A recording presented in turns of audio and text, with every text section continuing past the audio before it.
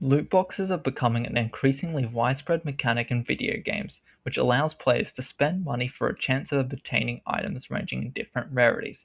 However, there is an ongoing debate of whether loot boxes are gambling or not. This video will prove why loot boxes in video games should be considered gambling and should be restricted legally for children because of its similar traits and harmful practices.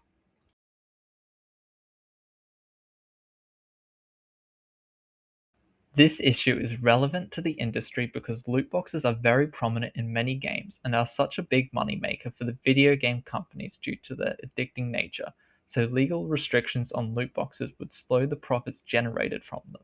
However, loot boxes are perceived to be predatory and manipulative by the public, which impacts the industry's public perception, so legal restrictions would improve the public's view of video games with loot boxes, which potentially increases the financial gains in the long term. The first point is loot boxes still simulate gambling because its defining traits are commonly found in traditional gambling. Loot boxes still simulate gambling as it shares structural and psychological elements that are found within traditional gambling. This includes the exchange of money, an element of chance, and the use of colors, sounds, and other effects to engage the players.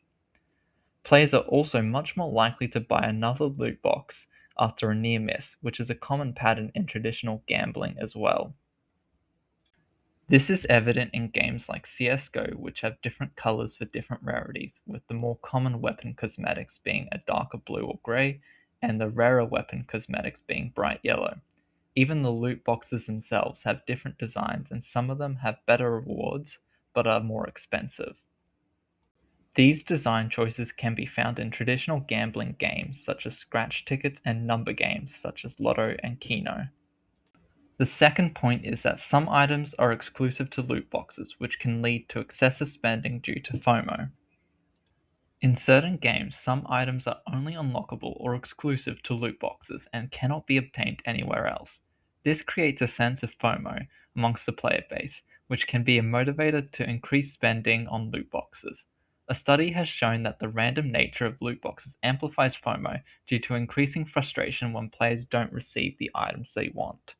Players will often receive duplicate items, which are virtually worthless and leads to excessive spending because the player didn't get something new and fresh, which restarts the experience of FOMO. Rainbow Six Siege often promotes seasonal packs, which are equivalent to loot boxes, that contain cosmetics that are not only exclusive to those packs, but are also only available for a limited time. The third point is loot boxes introduce gambling behavior to children, which can lead to serious gambling problems later on. Loot boxes can be an incredibly addicting mechanic, especially for adolescents and children, which can set them up for future gambling problems regarding traditional gambling. Research has shown that players who spend more on loot boxes have more severe gambling problems. Loot boxes create feelings of hype, disappointment, and regret, which are emotions typically associated with traditional gambling, and introducing those emotions in the context of loot boxes in children is problematic. Even the act of exchanging money to receive a random item with a variable rarity is gambling-like behavior. FIFA Ultimate Team is a game that contains loot boxes or its equivalent, which players can obtain rare player cards. And comparatively to other games that contain loot boxes such as CSGO and Overwatch 2, younger adolescents and even children are much more likely to interact with the player packs in FIFA Ultimate Team. The fourth point is in certain games, opening of loot boxes is promoted by large numbers of streamers, which convinces easily impressionable audiences to spend money on loot boxes.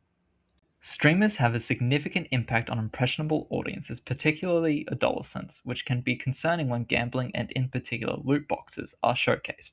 Impressionable audiences who are more susceptible to social influence and risk-taking are more likely to buy loot crates.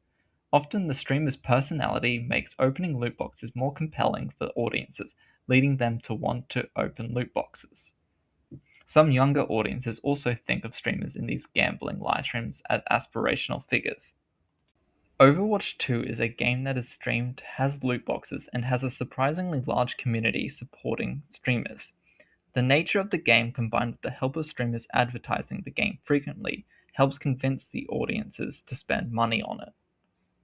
However, there is a counter-argument to be made, which is that you are guaranteed to get something out of a loot box, so it technically isn't gambling in the traditional sense.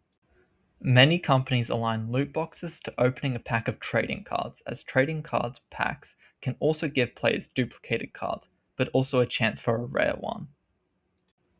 However, the rebuttal is the search for the desired item in a loot box is the win-fail state found in traditional gambling.